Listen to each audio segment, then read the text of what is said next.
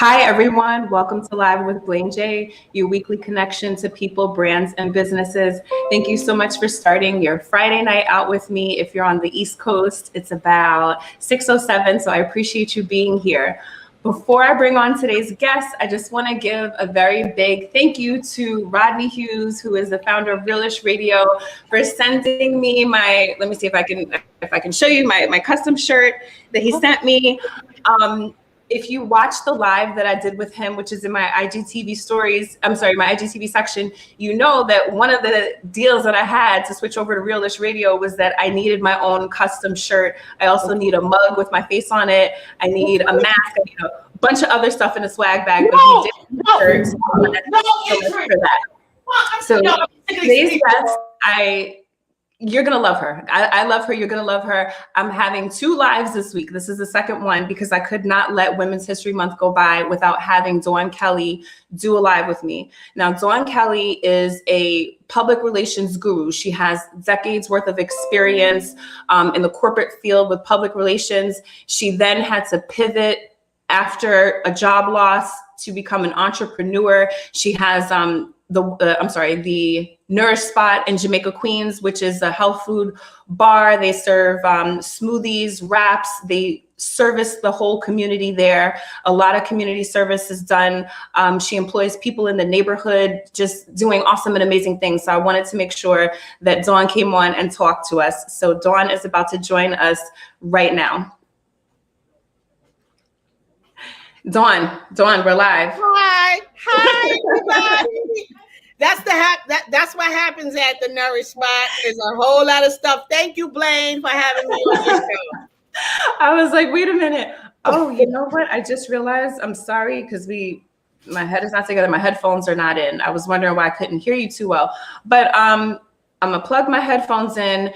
So Dawn and I know each other. As I plug my headphones in, Dawn and I, I was thinking the other day, and we've known each other actually for less than 5 years. It doesn't feel like it. No. I was amazed when I realized that it's been less than 5 years. But Dawn and I met through a mutual friend named Keisha Barton. So shout out to Kay Barton. Yes. And she introduced us because we were working on some type of communication initiative or something. Yeah, we were working on a project for the Ozzie Davis Center in Manhattan, and we actually were leaning on you for your social media expertise. Yes. And then Keisha put Dawn and I in touch with each other, and the rest is history. Dawn and I hit it off. We are such good friends. I feel like I talk to the same people, like the same 5 people every day. And Dawn is one of those people that I talk to on the phone, 6 o'clock in the morning, if I'm on the phone. 6:30 in the morning. That's like our hour is to talk. That's when we we set our intentions for the day, for the week, right? We actually strategize. And it's something I said to you, I think it was yesterday, that I'm really, really happy that I have you to strategize with, because we kind of have the same communication brain and we think about things similarly in some ways, but also you help me kind of stretch out my concepts and my ideas, and I really appreciate that. I appreciate you too, and I thank you. I thank you for that intro. Thank you. But I want you to go into your story, and I want you to start from the beginning, because some people on here probably know your story and your background, but for those that don't, take us back to when you first started your PR career with, I don't know if you want to start with the last job that you had in PR or how you want to do it. Well, I guess I'll start with how it all began. And how it all began was I was working at AARP, which is the American Association of Retired Persons in Washington, D.C. I was in my last year of college because even though I went to Howard University, I graduated from Howard University, the other HU. Yeah, they're the other. And while I was there, I realized that I needed more money. So I started working during my last year. And while I was at AARP, I started as a secretary, but I realized that wasn't going to be what I was going to do for the rest of my life. And so I started, paying attention to what other people were doing. And I also reached out to the HR department to find out how they could help me figure out what I wanted to do with the rest of my life. And what happened was they showed me, I took a Myers-Briggs test. I don't know if they still offer that test now, but it's a vocational test, and it actually kind of gives you an idea of things that you would excel in. And it was a wonderful eye opener for me because I found public relations practitioner on that list. And I immediately went to work. I immediately started researching what it was. I bought books. I actually bought a book for a penny, but I'm not going to date myself here tonight. But I bought a book that I still have today called The Publicity Kit. And it actually taught me a lot of what I needed to know in order to be a PR person at AARP. And I would tell you, Blaine, a job came on the internal posting board at AARP. And because I had great relationships with the people at the company all over the association, I was able to parlay those relationships and my stellar career and accomplishments into the PR department. And I've been doing PR ever since that day. And it was wonderful. At AARP, I earned the association its first ever editorial in the New York Times called Seniors and Juniors. And I would tell you, that's when I knew I was on my way to greatness in the public relations vocation.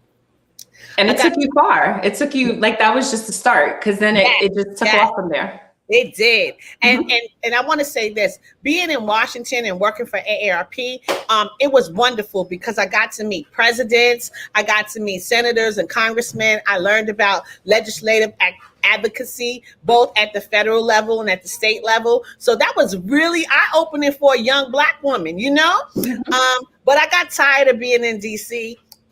For two reasons. One, because I'm a New Yorker through and through, and I was walking faster than everybody, talking faster than everybody.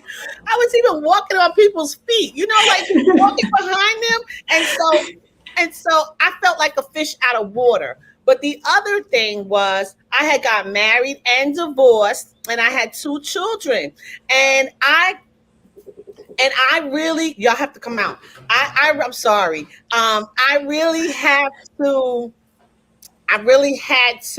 figure out how I was going to take care of my kids and still be a career woman because I didn't want to lose myself while being a mom. Let's be real. So I came home to New York City.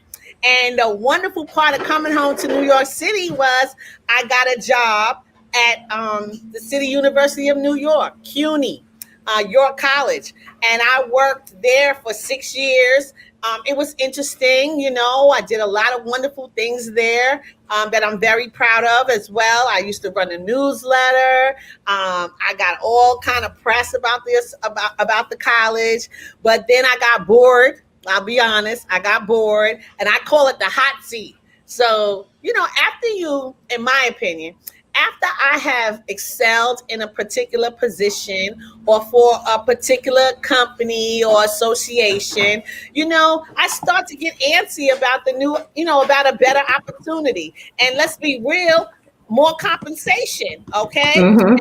And so I wanted out of York College because I wanted to travel. At AARP, I got the wonderful opportunity to travel across the nation. And so on their dime. So that was like the best thing. And so I didn't even really know that travel was part of public relations because, again, I'm still learning as I go along. So I had the travel bug when I got to York, but the job at York was really stationary. I stayed in Jamaica, Queens, and I talked to mostly journalists in New York City about York College.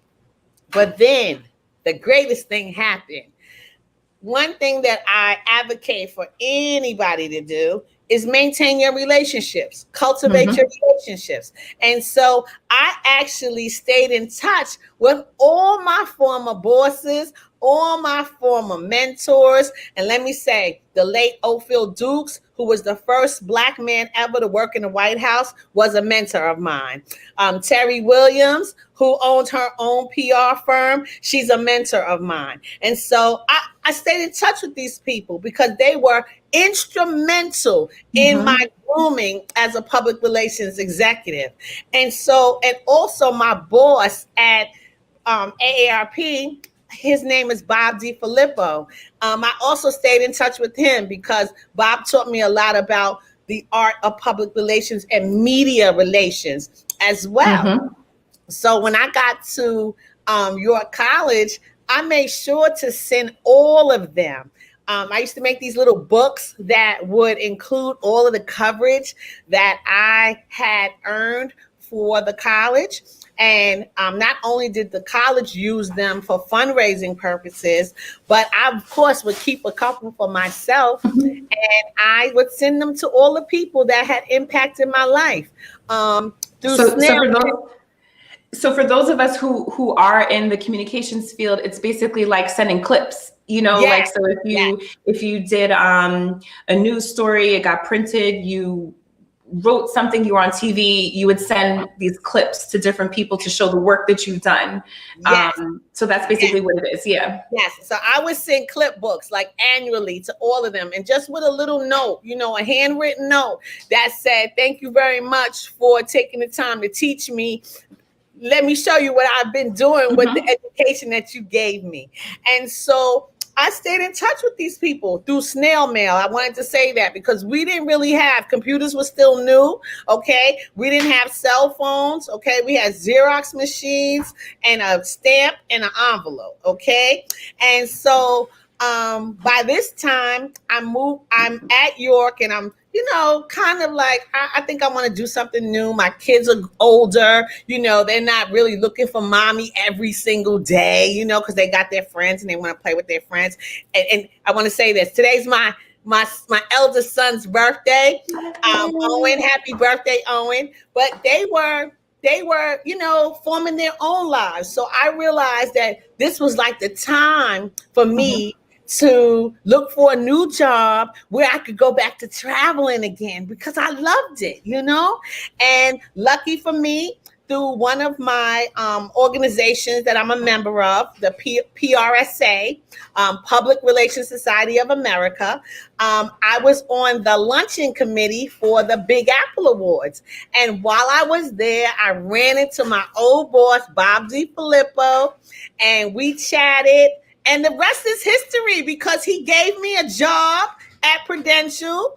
I saw him in October of 1999. By December 2nd of 1999, I was working for Prudential Financial, and I enjoyed my career with them until September 9th, 2015. So that's nearly 16 years that I worked for that company. I got promoted 5 times.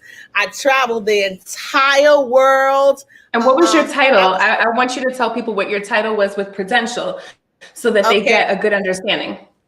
My last title with Prudential, I was Department Vice President of Global Communications. I reported to the Chief Communications Officer. And so I love that job, Blaine. I Mhm. led a team of 8.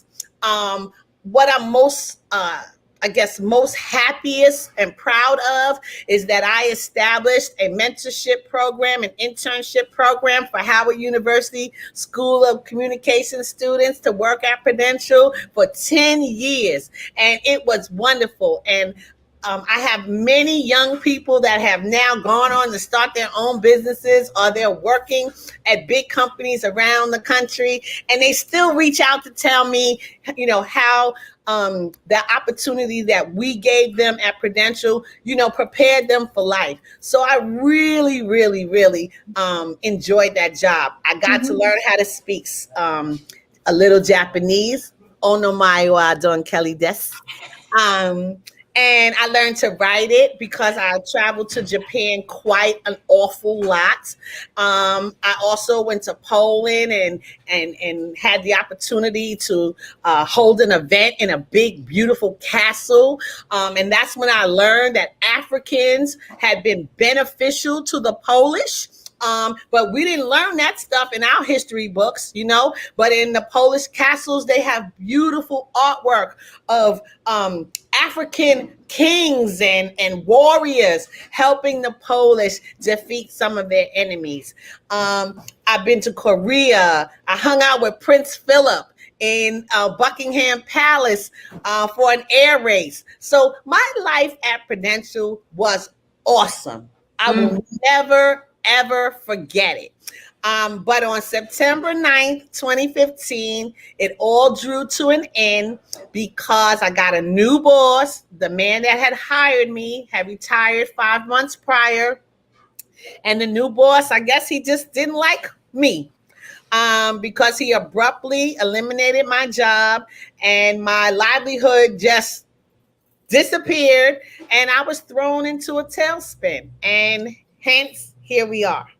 So here we are. So let's stop there real quick. I wanted you to tell your story of where you started, because you're not just your average public relations person. Like, I came and I met you because I was just showing you some social media stuff, which was really nothing much, right? And, you know, to hear your background and to hear all of the work that you've done, the impact that you've had, the life that you've been able to have and to see, the world you've been able to see, is amazing. So to have this now be taken away from you in the matter of the 16 plus career, taken away from you in a matter of a couple minutes sitting down with somebody who's like, guess what, your position is eliminated and you're no longer here. And I know how that feels. I was laid off last March, and Dawn was one of the first people that I reached out to, because I was like, somebody needs to understand how I feel right now. I was on my way to a social media meeting. And then the president was like, Blaine, before you go to that meeting, I need to talk to you. And there was a coworker of mine who was coming out of the same room, and she was like distraught. And I was just like, he wants me to go into that room like that she just came out of. And when I went in, that's what happened. And they were just one by one, as they saw us, kind of like, hey, you come here. And it's devastating. And it messes with your self-esteem. It messes with more than just your self-esteem. We're so much of our jobs. Everything that we do is we get up every day, we work, we grind. And to have that now pulled from under you with no notice is just, it's devastating. And I just want to I don't know if anybody else can relate and understand, but I just want to really stress the magnitude of what happened with you. Yes, it was defeating. I'm of course, today I'm 100 times better than those days, but I was a mess. I mean, I was a wreck because I went to school early. I got skipped. I went to college when I was 16. I never had experienced failure really before, other than in my marriage. And especially anything that I had control over. And when this gentleman eliminated my job, in that moment, it felt like I had did something wrong, that I had failed, that I had let myself and my family, my 2 children down. And I was lost. I won't lie. I was lost. I was the first person in my family to make that kind of money. I was the first person in my family to travel the world in that way. Now my sister and brother, they travel the world all the time too. But, I was like a trailblazer in my family, and I felt embarrassed, and I felt like, I'm gonna be honest and vulnerable, because I think that's the only way. I felt like everybody was laughing at me, and I didn't know why, because I did everything. I did more. I went 110%, 150%. I did more than was required of me each and every day. And not necessarily because that's what they wanted, the brass, I did it because that's the work ethic that was instilled in me by my grandfather and my mom. And so when I was working for Prudential or for AARP or for York College, I wasn't really doing a good job for them. I was doing a good job for me. So when they decided to destroy my livelihood at Prudential, I just had to wrap my head around it. And the other part is I'm a very spiritual chick. You know, I love Jesus, and I pray and pray and pray. And I don't really pray like most people pray. You know, I talk to Jesus just like I talk to you, Blaine. And so I really asked Jesus, like, what did I do to deserve this? You know, I do everything you say. I've been a good mom. I've been a good mentor. I've been a good boss. Like, why do I deserve this? But you know what? We don't know the plans that God has for us. And we don't know that usually those plans are much bigger and broader than we could ever think. And so that's why behind me on one side, you see that crest, that logo for the Nourish Spa, because God had a plan. I just had to get on board. What you're saying, amen. Because what you're saying is real. And you and I have a lot of behind the scenes conversations and talk about this stuff. And I can't even, there's nothing else I can add to that, because what you said is real. So I want us to now go into, you were laid off, you were kind of in a funk, but God had other plans that were yet to be revealed. So let us know, how were they revealed and what happened? You were walking down the street one day, or you were walking down the street, or you saw Styles P on TV or something. I can't remember. Yeah, I'll tell you. So before I decided to open a Nourish Spa, I did give it one more, you know, as they say, one more good old try to get a job, right? Because that's really all I knew my whole life. I mean, I've been working since I was a little girl. I always liked to have my own money. So, you know, started out as a babysitter, you know, worked in the grocery store. I always liked having my money. So working for me is no big deal, right? And so I was recruited for a position. I went into the job interview, and I really think that this was a job they were going to give me, because you know how when you go up the ladder, you know how you go on these interviews and you have to see like 25 people. Usually that's your team. And so I was sent on an interview, and I saw like about 10 people. But by the time I got to the last person, I knew I didn't want to work at this company anymore. And I pretty much walked out of the interview. Now, I would tell you this. When I walked out and I got downstairs, I said to myself, God takes care of babies and fools. And I'm no baby. So all the way home, I beat myself up for not being able to control my displeasure and my frustration with this organization, and that I had pretty much walked myself out of another 6-figure job. Okay, and you know, in hindsight, at that time, I thought I was like being crazy, but whatever. I get home, I'm on my bed, sitting cross-legged, and I'm crying because I'm telling you, I felt a little dumb that I couldn't control myself, and so I'm praying, I'm saying to God, please help me. I need to figure out what to do. I don't want to lose the money that I saved up, because I did get a severance package because I was a senior executive.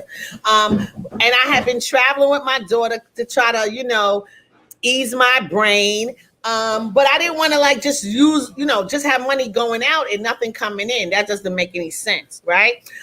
So what happened was, I'm talking to God and like saying, please, pretty much begging, please give me something. Please give me an idea. I don't know what I want to do. And I swear to you, Blaine, the TV was like, CNN was on, because you know, us PR girls, we love the news. So CNN, the lady says, next up, Styles P opens juice bar in Westchester. I'm like, juice bar? And then it hit me. I was on my own health journey. When I went to Prudential, I was a svelte size 8. By the time I was leaving Prudential, I was a whole size 16. From all that food, all that traveling, yes, all that stuff, it happens. Yes, all that social drinking. I mean, listen, I lived a good life. I cannot complain. Okay.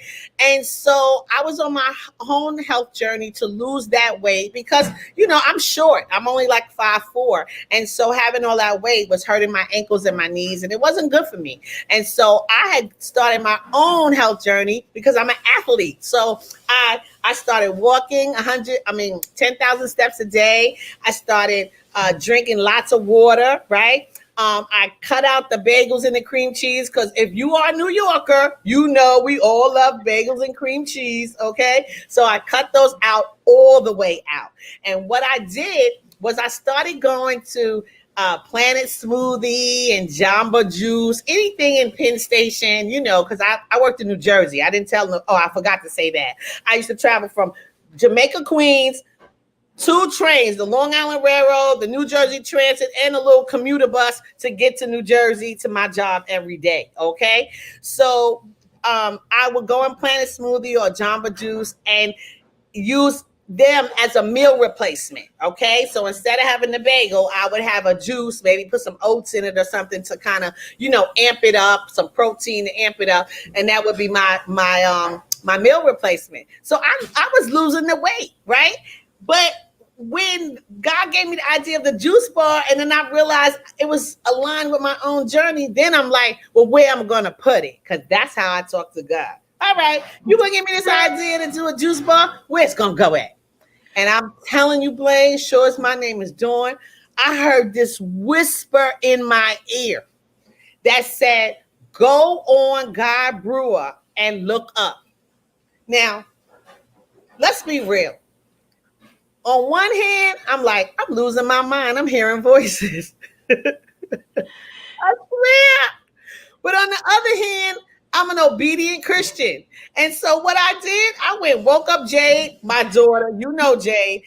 I woke her up. She was home. I know she was mad. Oh, she was pissed because she had just come in from a flight. Okay. And so she was like, why are you bothering me? And I said, I need you to come with me outside because I'm feeling a little shaky. And God told me, and she was like, she's like, I do need to go with you because what you're saying right now is, yeah. She was like, let's go. Let me hold on to you. Let's do this. Yeah. Exactly. So we came onto Guy Brewer Boulevard, and there's a light post, with the red, green light. So I stood there and I said, okay, God, I'm out here. I'm going to look up. So I looked to the left, and Blaine, I didn't see anything. Okay. And I got kind of dejected and started to feel like maybe I really am crazy. Okay. And Jade said to me, no, mommy, you got to look to the right too. You can't come out here and just do halfway. And so I put my head down again. I said a prayer. I said, God, please don't make me look foolish in front of my daughter. I could take a whole lot of things, but I don't think that I would have been able to handle that in that moment. And so I put my head back up and I swung it to the right. And then I saw it. And what did you see? I saw an awning that said DK Upholstery. And what's my name, Blaine? Her name is Dawn Kelly. Mm-hmm. And where is the Nourish spot? In that very venue. We're sitting in it right now. Mm-hmm. And this is the crazy part of the whole story. Not last year, 2019 Christmas, I was sitting in here Christmas Eve after everybody left, just marveling over the fact that we had been open for 2 years. And it was just amazing to me that me, an employee for my whole life, I'm now an entrepreneur and my business had been open now for 2 years. And I just was like, wow, God, you are something else. That DK Upholstery. And it hit me. Upholstery means made over. When you upholster something, you make it over. And so that awning actually spoke to my life. This store actually is DK Made Over. This is my new act. And I'm really proud of what me and my children have been able to do thus far with the Nourish Spot. So tell us what the Nourish Spot is, because I'm always plugging you. So now you have the chance to tell us. I'm like, it's a health bar. It's this. It's so. But I also want viewers to hear this, because what you're saying is it's almost unreal, like to come outside and see something and get this vision. It almost sounds like it's unreal, and it's the type of connection that you have to have with a higher power to really be able to receive and understand. Yeah. So the fact that this happened is amazing. So let us know exactly what Nourish Spot is. Well, the Nourish Spot. So let me tell you two things. One is, because of what we offer here, I initially wanted to call this place like Eden, like the Garden of Eden. But when we went to trademark the name, it was so many other companies with the name Eden, right? So I went to church that Sunday feeling dejected that I didn't have a name, right, to give to my lawyer so he could do the papers.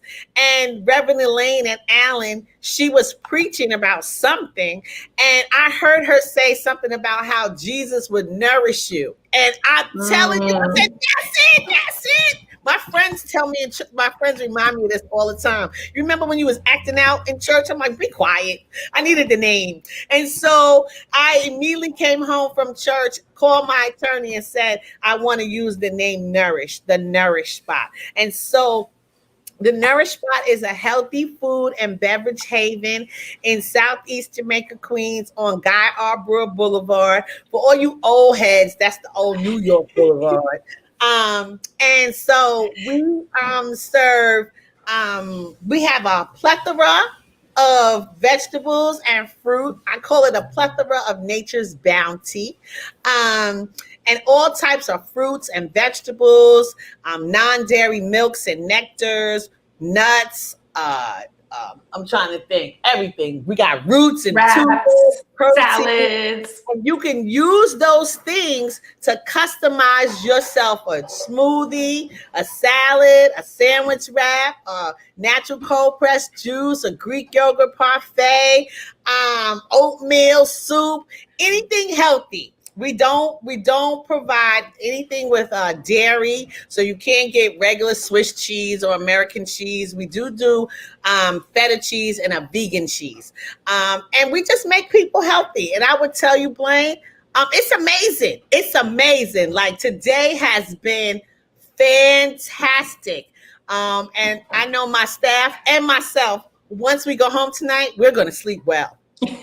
You're gonna straight up crash, but that's because you've been thriving and surviving from the time that you started until now. And I want you to also go into some of the thriving and surviving is because you provide jobs for kids in the neighborhood. You provide healthy food options in a neighborhood where it's mostly your choices are either West Indian or soul food. That's the main choices that there is. That's something I was like, when I came out, I was like, oh man, there's not much of an option in that particular part of Queens. So let's go a little bit more. The Nourish Spot is not just a healthy place to get your food. It's where people from the community come to meet up.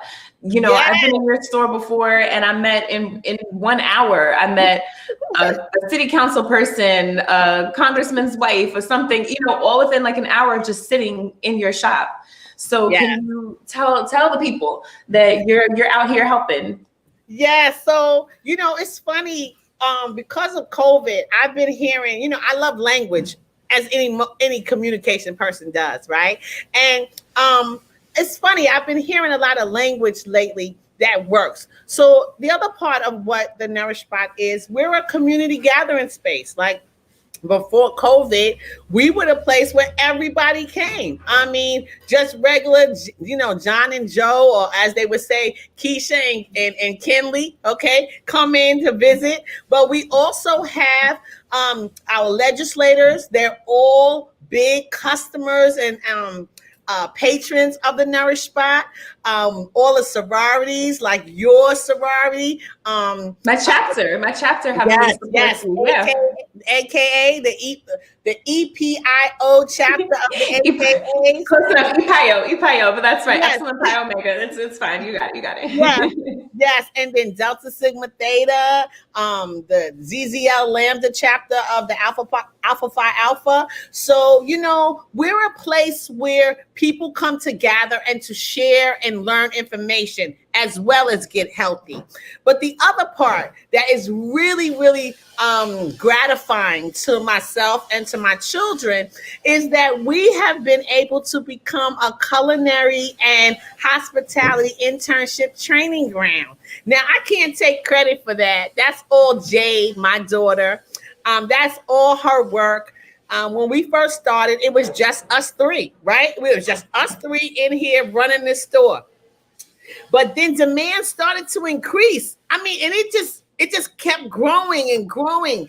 And we were not able to maintain the demand on our own. And so I said to Jay, what are we going to do? We need to get people. And she said, just chill. I got it. Mm-hmm. And the next thing I knew, we had all these young people from area high schools and colleges coming to work for us. Like 4 to 6 hours a day.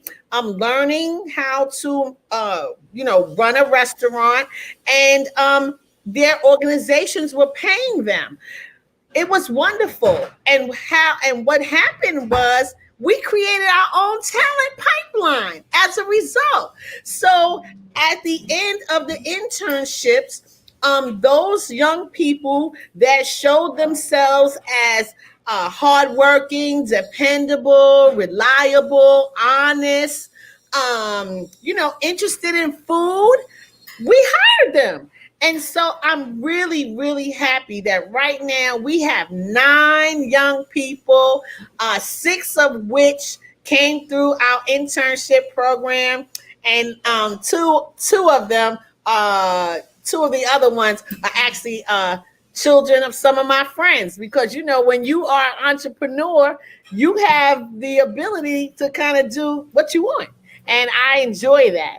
And I enjoy being able to hire people that look like me and my children and give them opportunities to excel. And we have one great story, and I think you know which one I'm going to tell you.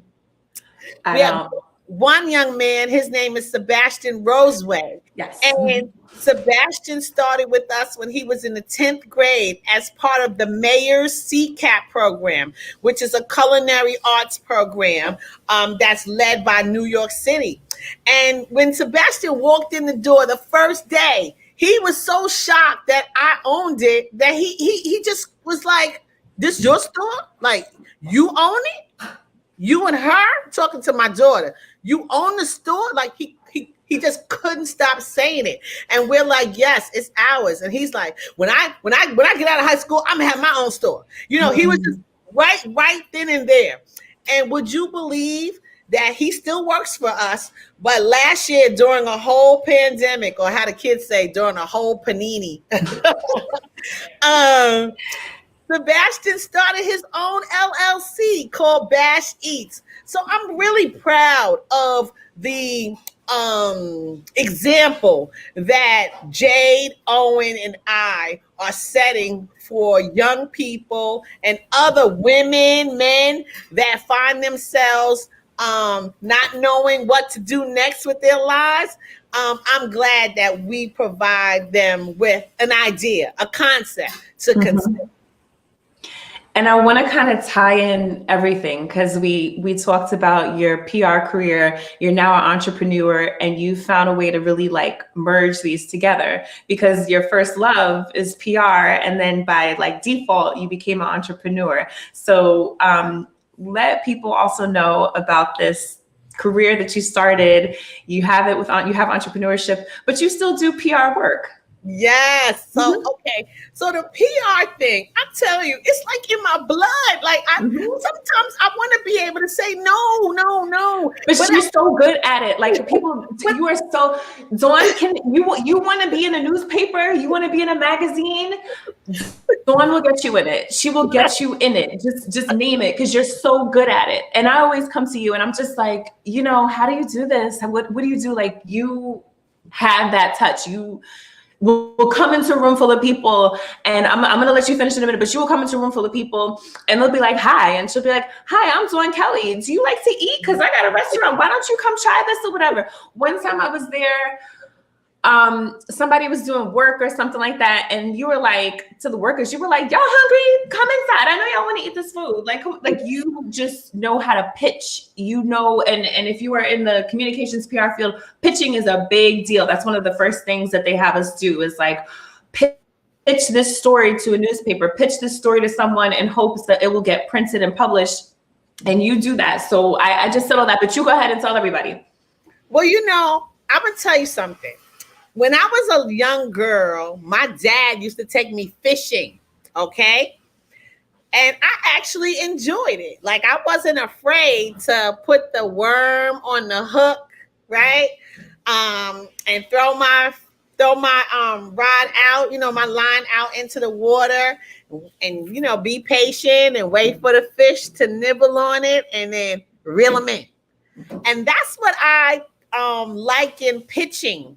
I liken pitching to the media the same way. It's just a big old fishing expedition for me, because if you have a story, right, and you have to take your time and figure out what the story is, right, and the story has to be of interest to the public at large. So you really have to think broad about why the public at large needs to know what the hell you're talking about, right?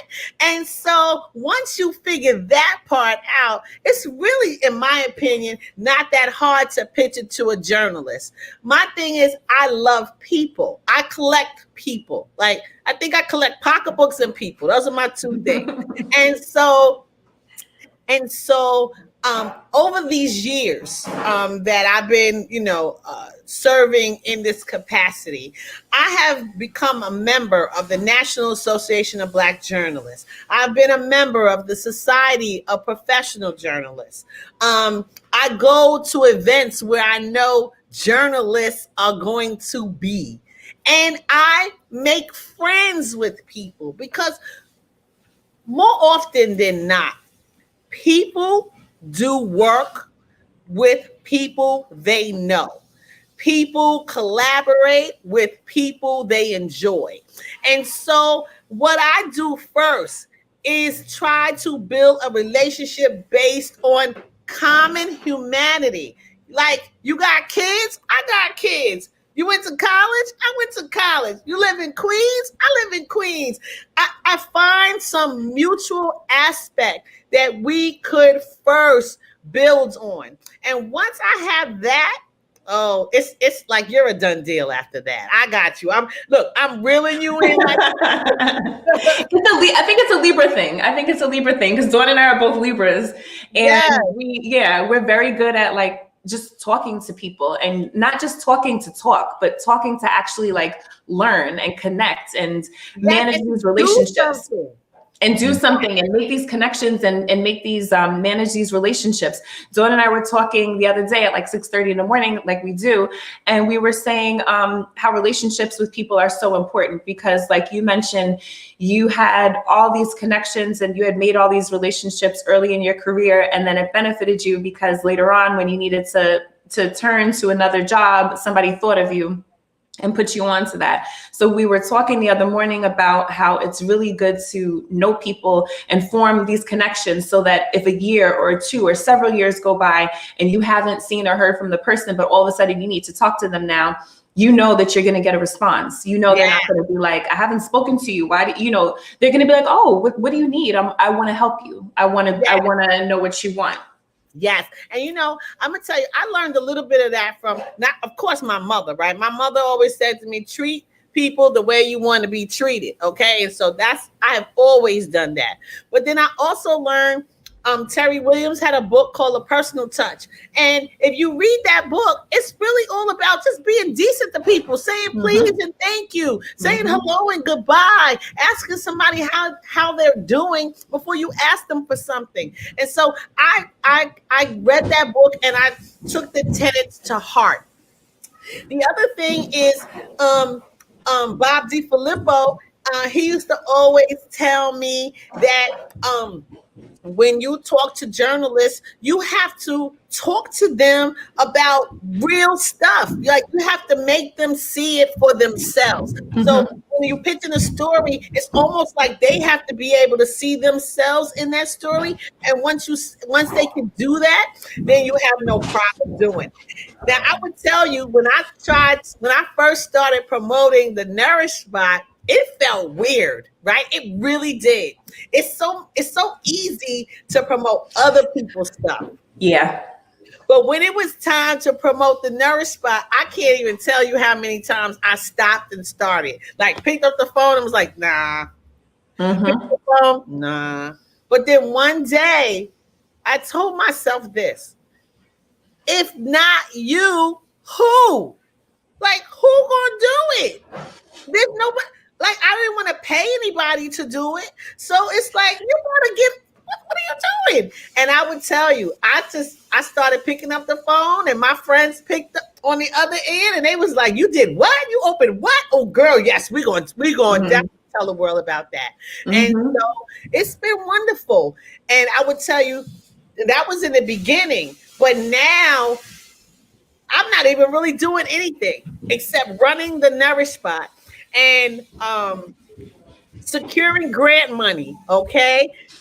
Filling out, using my PR skills to sell my narrative about what we're doing here for our community of Southeast Queens, what we're doing for these children, you know, how we are impacting the bottom line of our community, okay? Because it's not just community health, it's community wealth, okay? And so I use that narrative to fill out applications, and those applications are being accepted, and we're getting money, and you know the third parties are sending out news releases, and as a result of those, we're getting more stories. So I'm just really pleased, Blaine. March has been a month of miracles.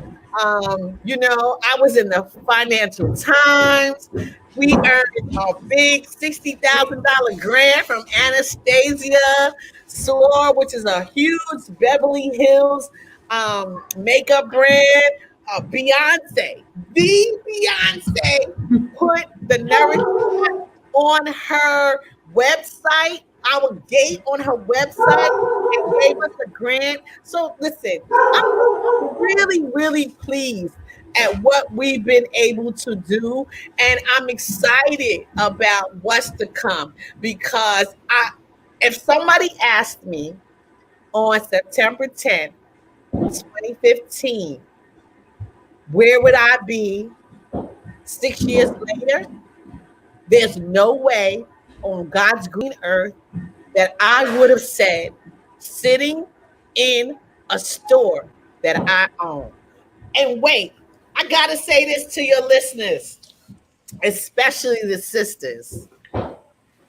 Ladies, queens, I didn't take one loan from a bank or from a friend or a man friend.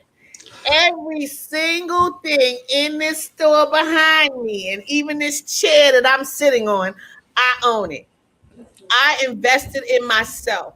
And if I tell you anything tonight, invest in yourself. Whether it's learning, because I take classes, Blaine, you know, I'm in a Zoom every 5 minutes. All the time. You put me onto stuff, yeah. Yes. I take classes to learn what I don't know.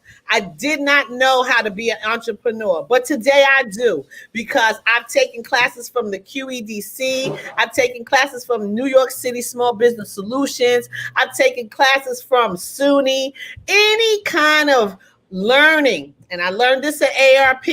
Learning is a lifelong journey. Plus, it keeps your mind right, because as we get old, dementia and Alzheimer's starts to seep in. So if you're learning and you're keeping your juices going, those diseases can't march in. And so I try my best to stay abreast of what's going on, so that one day this small little MWBE certified business can show up on Shark Tank. Yeah. because I want to spit my financials like Jay-Z spits bars.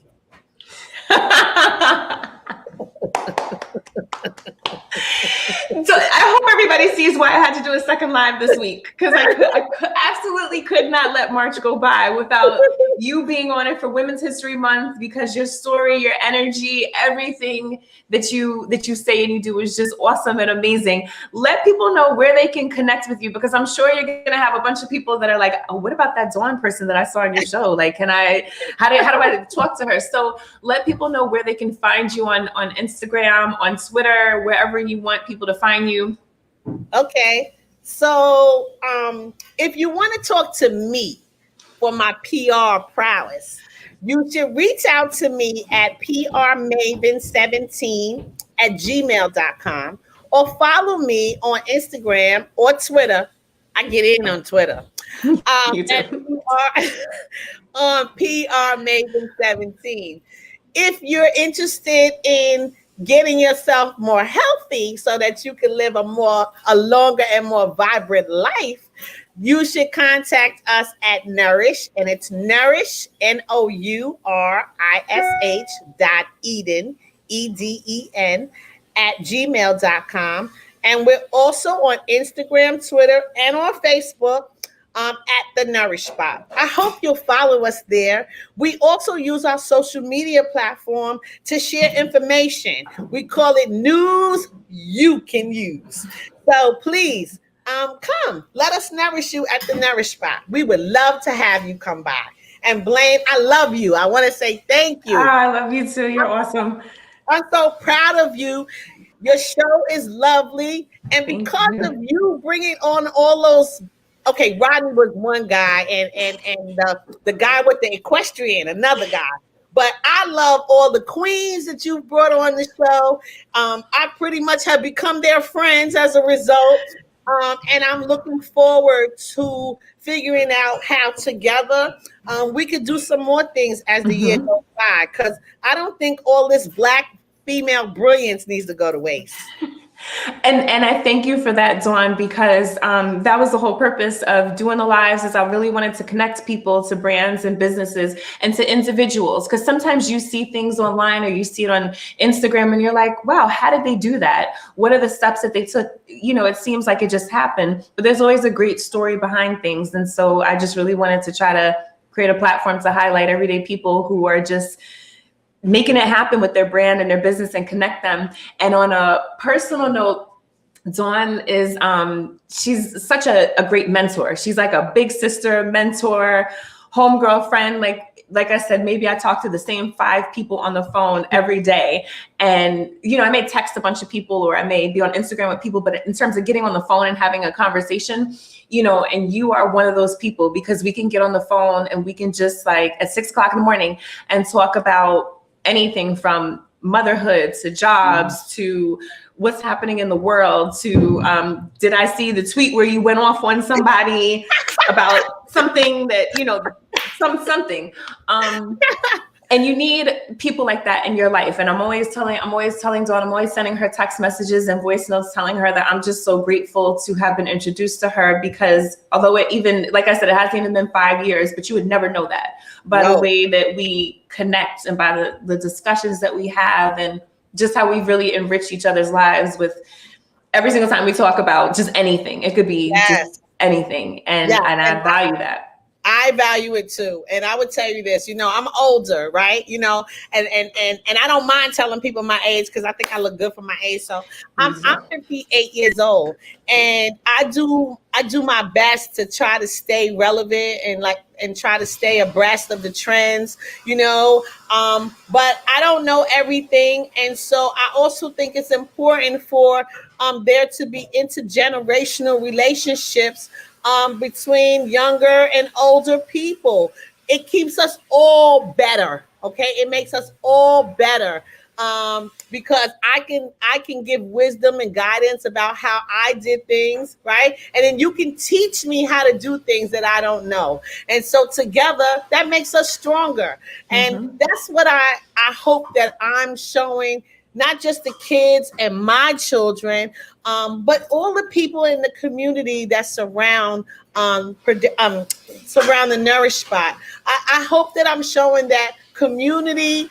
It's community over competition. Together we're stronger. And I'm doing my best, one person, right? Just one person, but I'm doing my best to use the resources that I have in my hand to not just positively impact myself and my children, but also the world around me. And I'm just grateful to have the opportunity. And you absolutely make an impact. And you also, I just want to note, you're very big on, like you already mentioned, like women helping women. And you always tell me, you're like, there's room for all of us. Because a lot of women, once they know that you're doing something, it's like, she's going to do that. No, I don't want her to do that because that's what I want to do.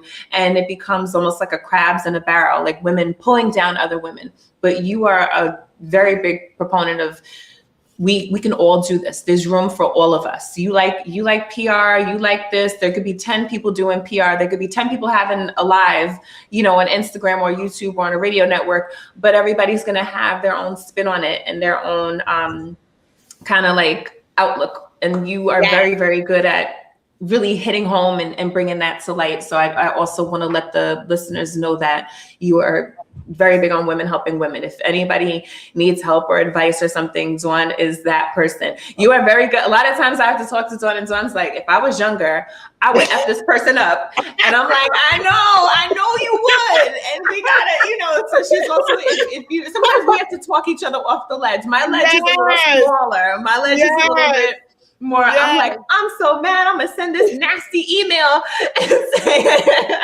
and tell this person whatever. And so it's like, I'm so mad. I'm gonna F this person up. But you know what? I gave that life up. And so I'm not gonna do that. Yeah. So we have different ledges that we talk each other off. And sometimes the other thing I want to say is I do appreciate, because sometimes we get on the ledge together, because sometimes Dawn's like, I know you don't want to do that, but I will do it for you. So if you want to come get me, we could do it. And I'm like, we should do it, right? We should go. We should just go over there and just do something. And she's like, I know you don't like this, but so I appreciate you. You know what, Blaine? I don't know who introduced this to me, but I know that there's a famous saying by Mae West. Mae West. She was the one that. Well, Mae West said that there's a special place in hell for women that don't help other women. I'm not trying to go to hell. I want to go straight to heaven. Okay. So that's why my phone is always open. People call me. They ask me for ideas. They ask me to give them constructive criticism. They ask me, what do I think? And I share it. I mean, it doesn't hurt. And I feel like this. I've been blessed over and over again because I have no problem blessing others. And I'm glad that my mom instilled that in me. I know it was her because she told me something, and I'm going to try to show it here. So my mother, one day I was young, and she said, I want you to close your fist. So I did. I made a fist. And she said, I want you to look at it. And I saw it, I looked at it. And she said, with a closed fist, you can't get anything in or out. So always lead your life with an open hand. And so that's how I've lived my life. I've lived my life like that. I would tell you, I'm going to tell you really quick. I was working at Prudential, and as you said, I could call reporters. I know their phone numbers. They're in my phone. And so people, my colleagues would be like, how did you do that? I've been calling that reporter for 1,000 years. You just walked in the door. You got that story. How did you do that? Okay. And I said, because, I know how to talk to these people. And so what happened was they would come to me and like, can you give me your contact at this paper or that paper? And I would do it. Here, write the phone number down. Here's the email address. Here's the phone number. Here, have at it. And one of my colleagues was like, what is wrong with you? Why would you give away your contacts? Like, those are not things you should give away. And let me tell you what I told her. I said, just because I give my contact away to her doesn't mean that she's going to experience the same ending or the outcome, she's not going to experience the same outcome that I get. Now, I'm not saying that in a bad way, but the relationship that I have with the reporter is 10 times different than what she has with the reporter. And so it's always going to be different. So it's no sweat off my brow to share my information, because the other person is not me. And that's the glory of the world. We're all different and we all have different talents. And so we need to figure out what our talents are and use them to the best of our ability. Dawn, you are just so great. This whole talk has been amazing. I'm going to wrap it up because we've been talking now for about an hour. Wow. But I want you to, we could talk longer, and you and I will talk offline. But Yes. Before we go, please give any thank you, shout outs, anyone that you want to recognize before we go, anybody that you want to mention or anything. You mentioned it's your son's birthday, so happy birthday to Owen. Yes. So I just want to say again, happy birthday to my sunshine, Owen Duncan. I love you, son. I'm so proud that God made me the vessel to birth you into this world. And I hope that your dreams come true just like mine have. And I just want to thank you, Blaine. I want to thank Rodney at Real Ish Radio. This is wonderful. I'm so proud of you. I'm glad he gave you this opportunity. And then I'm just happy for all my friends, Simone Meeks, Senator Leroy Comrie, Congressman Gregory Meeks, Rodina Caesar. Oh, the list is so long. It's just so long. And then all my staff, Sebastian, Amina, Khadija, Kenley, Newsrat, who am I missing? Amaya, okay? We would not be able to still be in business today at the Nourish Spot if it wasn't for these young people. They are dedicated. They're still here tonight behind me working. And so I just thank anybody and everybody that has purchased food from here, that has given me a kind word, that has said nice things behind my back and me not knowing, and those that have been supporting the Nourish Spot. I say thank you. And I'm excited about what's to come, not just for me, but for all these children here, for you, for Ava, for my children. I'm excited about the future, because I'm telling you, if March is any indication of what's to come, we'll watch out. Thank you so much, Dawn. I'm going to have all of Dawn's information in a post in the next day or so. If you cannot wait until then to connect with her, you can find her again on Instagram at The Nourish Spot. And if you want to talk to her about public relations, you can find her on Instagram at PRMaven17. Her email is also PRMaven17@gmail.com, and that is for public relations stuff, if anybody wants to talk to you for that. So thank you so much for being here. Again, while we wrap up, I just want to give a big thank you shout out to all of the people, brands, and businesses that continue to watch the show, support me, give me insight, feedback, guest suggestions. Next week, we are going to throw it over to the West Coast. Our guest is going to be Kelly Diane of Kelly Diane Designs. She designs wristlets, wallets, bags, masks. She has a bunch of accessories that she designs. And while we are on the West Coast, I want to give a big shout out to my girl, Ria Bia. She and her husband, Marcus, just started a podcast that's coming out next Tuesday, I believe, March 30th. It's called I Survive 2020. You can find them on Instagram at I Survive 2020. 2020 is spelled out 2020.